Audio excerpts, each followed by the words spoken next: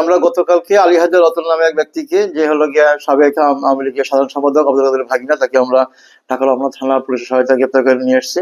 তার বিরুদ্ধে আমার থানার 2টা হত্যা মামলা আছে, 5ই আগস্টের হত্যা মামলা আছে। আমরা তাকে সেই মামলা আজকে কোর্টে সোপর্দ করব এবং তার বিরুদ্ধে আমরা সে এখানে আসার পর জানতে পেরেছি তার বিরুদ্ধে এখানে অনেক নামে বেনামে অনেক জমি জমা সম্পত্তি করেছে। আমি জানি না, এগুলো অফিসে বিভিন্ন লোক করতেছে আর কি।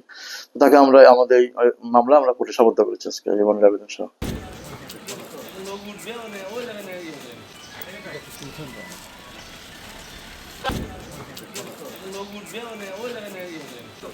চারজন